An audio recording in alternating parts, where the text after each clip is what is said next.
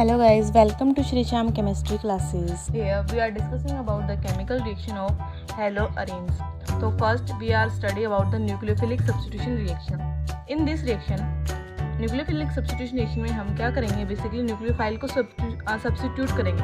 Nucleophile क्या होता है, आपके जिन पे नेगेटिव चार्ज आता है या फिर जिनके ऊपर लोन पेयर प्रेजेंट होते हैं उनको हम क्या बोलते हैं, न्यूक्लियोफाइल बोलते हैं। मतलब इलेक्ट्रॉन रिच स्पीशीज होगी। सब्स्टिट्यूशन का मतलब क्या करना होता है, उसको रिप्लेस करना होता है। तो अब देखो ये हमारे पास क्या है, हेलोरेन है ना, इसका नाम क्या है, क्लोरोबेंजीन है। ये हमारा क्या है, क्लोरोबेंजीन। अगर इसको हम देखें तो इसमें न्यूक्लियोफाइल कौन है, तो यहाँ से बॉन्ड टूटेगा तो इसमें नेगेटिव आएगा, इस पे पॉजिटिव आएगा, इस कार्बन पे। दैट मीन्स ये नेगेटिव चार्ज आएगा, तो यहाँ पे न्यूक्लियोफाइल कौन है, ये है। अब इसको हम रिएक्शन करवाते हैं सोडियम हाइड्रोक्साइड से, तो इसमें भी देख लेते हैं न्यूक्लियोफाइल कौन है। तो इसमें आपका OH नेगेटिव न्यूक्लियोफाइल है और सोडियम आपका पॉजिटिव है। ठीक है, तो हमें क्या करवाना है, Cl को OH से रिप्लेस करवाना है, मतलब सब्स्टिट्यूट करवाना है। तो ये रिएक्शन कैसे होती है कि आप पहले क्लोरोबेंजीन की रिएक्शन करवाते हो सोडियम हाइड्रोक्साइड के साथ, तब क्या होगा आपका, यहाँ से Cl और यहाँ से Cl और यहाँ से HCl बाहर निकल जाएगा। पहले बनता है आपका सोडियम फिनोक्साइड, डायरेक्ट अटैच नहीं होता।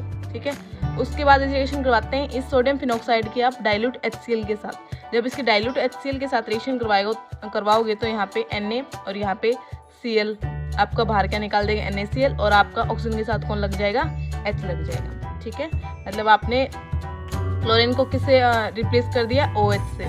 और ये आपकी क्या है, एक फर्स्ट आपकी न्यूक्लियोफिलिक सब्स्टिट्यूशन रिएक्शन है। इस रिएक्शन को हम क्या बोलते हैं, डाउस प्रोसेस बोलते हैं। ये आपको दो चीज़ें में काम आ सकते हैं, डायरेक्ट कन्वर्जन में पूछ लेंगे कि आप क्लोरोबेंजीन से फिनोल बनाओ, या फिर आपको ये प्रिपरेशन ऑफ फिनोल में भी काम आएगी। ठीक है, नेक्स्ट हमारी क्या है, हमें अब नेक्स्ट करवानी है, हमने अमाइल एनिलीन बनाना है, मतलब इस पर अमाइन ग्रुप लगाना है। ठीक है, तो हम क्या लेते हैं, 2 टाइम क्लोरोबेंजीन लेते हैं, उसमें हम अमोनिया लेंगे। अब आप बोलोगे मैम इसमें ना तो आपको लोन पेयर दिख रहा है, ना हमें कोई नेगेटिव चार्ज दिख रहा है, तो वो कैसे, क्योंकि आपके नाइट्रोजन पे क्या होता है, यहाँ पे 2 लोन पेयर प्रेजेंट होते हैं। ठीक है, मैंने ड्रॉ नहीं किए, आपको NCERT वगैरह में ड्रॉ भी नहीं मिलेंगे, लेकिन आपको याद रखना है कि नाइट्रोजन के ऊपर लोन पेयर होते हैं। ठीक है, तो हमें क्या करवाना है, इस क्लोरीन को इससे रिप्लेस करवाना है, इन दोनों को आपस में रिप्लेस करना है ना। तो उसके पहले रिएक्शन करवाते हैं हम क्यूप्रस ऑक्साइड के साथ करवाएंगे। मतलब जब हम 2 क्लोरोबेंजीन 2 टाइम अमोनिया और क्यूप्रस ऑक्साइड लेते हैं, तब हमारा क्या बनता है, यहाँ पे क्यूप्रस ऑक्साइड 2 टाइम्स है, और यहाँ पे ये भी क्लोरीन भी क्या है, 2 टाइम्स है, तो 2 टाइम क्यूप्रस क्लोराइड तो बाहर निकल जाएगा। अब देखो यहाँ से, यहाँ पे क्या है, ये ऐसे ब्रेक डाउन होता है, NH3 है ना, 2 टाइम है, वो ऐसे ब्रेक डाउन होएगा। ठीक है, मतलब 2 टाइम NH2 और 2 टाइम R2H, तो ये 2H और ऑक्सीजन मिलकर क्या बना देंगे, वाटर बना देंगे, और जो कि बाहर निकल जाएगा। बचेगा क्या, 2 टाइम NH2 बचेगा, और यहाँ पे पोजीशन खाली है, तो यहाँ पे ये जो 2NH2 है यहाँ पे ऐड हो जाएगा।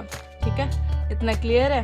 क्या किया, क्लोरोबेंजीन की अमोनिया क्यूप्रस क्लोराइड के साथ क्यूप्रस ऑक्साइड के साथ रिएक्शन करवाई, तो क्यूप्रस क्लोराइड बाहर निकल जाएगा, यहाँ से H2 और ऑक्सीजन बाहर निकल जाएगा, वाटर, और उसके बाद आपका ये एनिलीन बन जाएगा। इतना क्लियर है।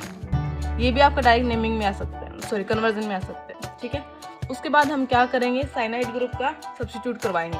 तो उसके लिए हम क्या करते हैं, ब्रोमोबेंजीन लेते हैं, ब्रोमोबेंजीन की रिएक्शन करवाते हैं हम क्यूप्रस साइनाइड के साथ। अब देखो इसमें साइनाइड ग्रुप नेगेटिव है और ये आपका पॉजिटिव हो जाएगा, तो यहाँ पे क्या करेंगे, डायरेक्ट सब्स्टिट्यूट कर देंगे, और यहाँ पे क्यूप्रस ब्रोमाइड बाहर निकल जाएगा। ठीक है, इतना क्लियर है। तो ये आपकी 3 रिएक्शन थी, आपकी सब्स्टिट्यूशन रिएक्शन ऑफ हेलोरेन। ठीक है, इसमें हम क्या करवाए थे, न्यूक्लियोफाइल को रिप्लेस या सब्स्टिट्यूट करवा रहे थे। अब हम करते हैं reaction with metals. Reaction with metals जैसे हमने हेलोल्केन में की थी, क्या बनाया था हमने, RMGX बनाया था, वही सेम केस इसी में करेंगे। ठीक है, RMGX का नाम मैंने क्या बताया था आपको, ग्रिग्नार्ड रिएजेंट।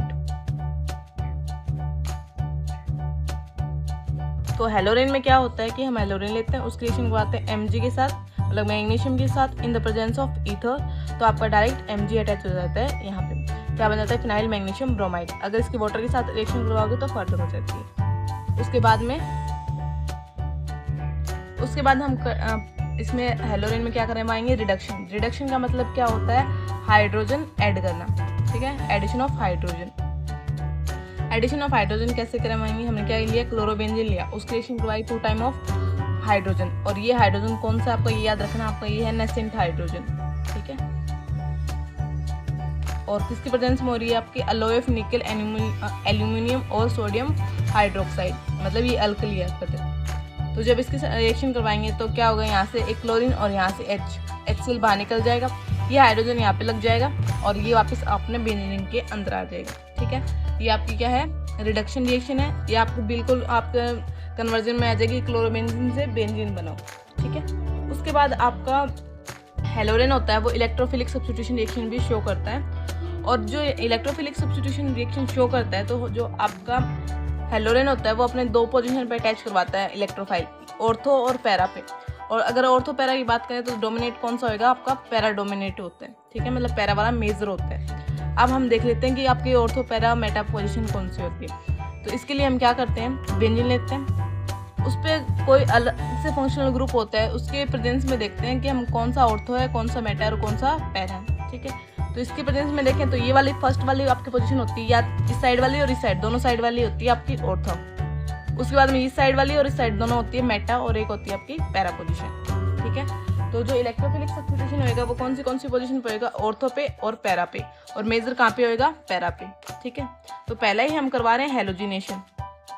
हेलोजिनेशन मतलब क्या है कि आपका हेलोजन ग्रुप ऐड करवाना है। हेलोजन कौन से होते हैं आपके, फ्लोरीन, क्लोरीन, ब्रोमीन, आयोडीन। ठीक है, तो मैंने यहाँ पे क्या लिया, क्लोरीन का एडिशन करवा रही हूँ मैं। ठीक है, क्लोरीन का एडिशन करवाऊंगी तो ऑब्वियस सी बात है या तो ऑर्थो से या फिर आपका पैरा से। यहाँ पे हाइड्रोजन होते हैं ना, तो पहले हम ऑर्थो के लिए समझ लेते हैं।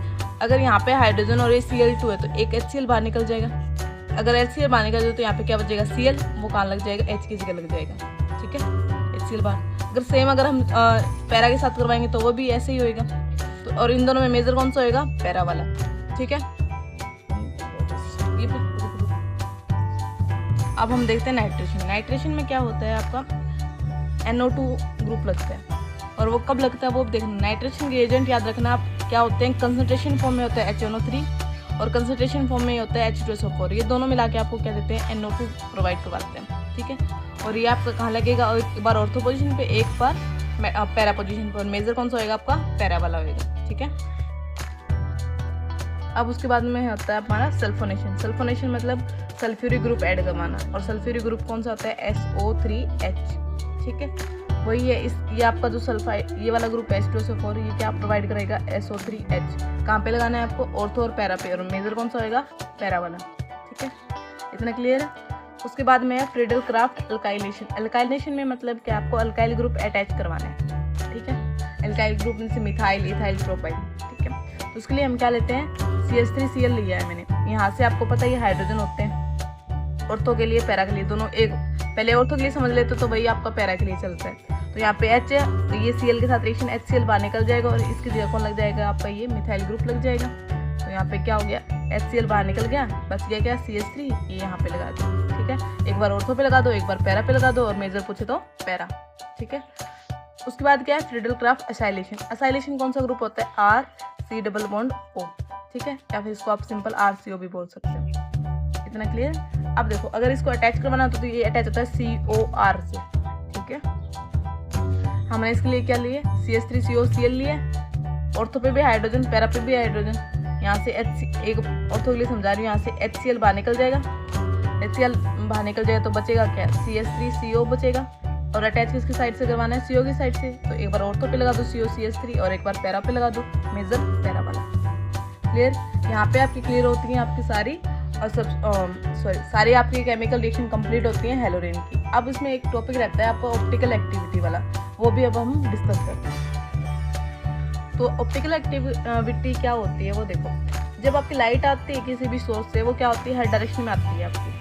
ठीक है, हर डायरेक्शन में आती है तो उसमें हम क्या करते हैं, उसको पहले प्लेन पोलराइज करवाते हैं, मतलब एक ही प्लेन में लेके आते हैं। तो उसको हम जिसकी हेल्प से लेके आते हैं, कोई प्रिज्म की हेल्प से लेके आएंगे तो आपकी लाइट हो जाएगी एक प्लेन में। ठीक है, तो हम क्या करते हैं, बीच में यहाँ पे कोई ट्यूब लगाते हैं जिसमें हमने अपना सैंपल रखा होता है। ठीक है, जैसे जो भी हमें कंपाउंड रखना होता है वो रखते हैं। तो अगर वो आपका जो सैंपल है इस प्लेन लाइट को क्या करवा देता है, रोटेट करवा देता है, उसको हम क्या बोलते हैं, ऑप्टिकल एक्टिव सब्सटेंस। समझ में आया कि आपकी लाइट आ रही थी वो पहले प्लेन में कन्वर्ट हो रही है, और प्लेन के बाद अगर कोई सब्सटेंस उसको रोटेट करवा रहा है, चाहे लेफ्ट में करवाओ चाहे राइट में करवाओ, तो उसको हम क्या बोलते हैं कि वो सब्सटेंस आपका ऑप्टिकल एक्टिव है। और इस प्रॉपर्टी को, पूरी प्रॉपर्टी को क्या बोलते हैं, ऑप्टिकल एक्टिविटी। ठीक है, अब देखो, अगर इस प्लेन पोलराइज लाइट को वो राइट में रोटेट करवा रहे हैं तो उसका नाम होता है डेक्स्ट्रो रोटेटरी सब्सटेंस। वहीं पे अगर इस प्लेन लाइट को आपका राइट में करवाएगा तो डेक्स्ट्रो, अगर लेफ्ट में रोटेट करवा रहा है तो उसका नाम होता है लेबियो रोटेटरी। ठीक है, इस प्लेन पोलराइज को राइट में करवाएगा तो डेक्स्ट्रो, लेफ्ट में करवाएगा तो लेवो। ठीक है, उसके बाद में आपके दो टर्म और होते हैं, एकाइरल और काइरल। वो क्या होती हैं वो देखो, आपने कभी मिरर में एक अल्फ़ाबेट देखा है तो वो आपका वैसे का वैसे दिखेगा। मतलब अगर आप ए के ऊपर मिरर इमेज आप इस रखो तो वो क्या होगा, एक दूसरे को सुपरइम्पोज, मतलब बिल्कुल एक दूसरे को कवर कर लेगी। तो इस तरह की प्रॉपर्टी को क्या बोलते हैं हम, एकाइरल। ठीक है, वहीं पे अगर आपने कभी दूसरे अल्फ़ाबेट जैसे पी को मिरर इमेज देखा तो पी क्यू जैसा दिखते हैं, तो इस पी को उठा के मैं अगर क्यू पे रखूँगी तो ये एक दूसरे को बिल्कुल कवर नहीं कर पाएंगे, मतलब एक दूसरे पे सुपर इम्पोज नहीं हो पाएंगे। इस तरह की कार्बन को या इस तरह की प्रॉपर्टी को क्या बोलते हैं, एकाइरल बोलते हैं। ठीक है, अब एकाइरल कार्बन क्या होता है, एकाइरल कार्बन वो होता है ऐसा कार्बन जो अलग अलग 4 एटम से अटैच हो। जैसे यहाँ पे क्लोरीन हो गया, फ्लोरीन हो गया, ब्रोमीन हो गया, यहाँ पे हाइड्रोजन हो गया। अगर इसकी मिरर इमेज देखेंगे तो यहाँ पे क्लोरीन ब्रोमीन तो एक जगह पे है, लेकिन यहाँ पे देखो फ्लोरीन इधर आ गया, हाइड्रोजन इधर आ गया। अगर इस कंपाउंड को मैं ऐसा कैसे उठा के इस पे रखूंगी तो यहाँ पे क्या आ जाएगा आपका फ्लोरीन और यहाँ पे हाइड्रोजन, तो एक दूसरे को क्या नहीं कर पाएंगे, अच्छे से कवर नहीं कर पाएंगे, मतलब सुपर इम्पोज नहीं हो पाएंगे। तो ये कौन सा होगा, कायरल हो गया ना। ऐसी प्रॉपर्टी वही थी, एक दूसरे के सुपर इम्पोज ना हो पाए, तो ये कौन सा हो जाएगा, कायरल कार्बन। इसी को बोलते हैं एसिमेट्रिक कार्बन, और इसी का दूसरा नाम होता है स्टीरियोजेनिक सेंटर।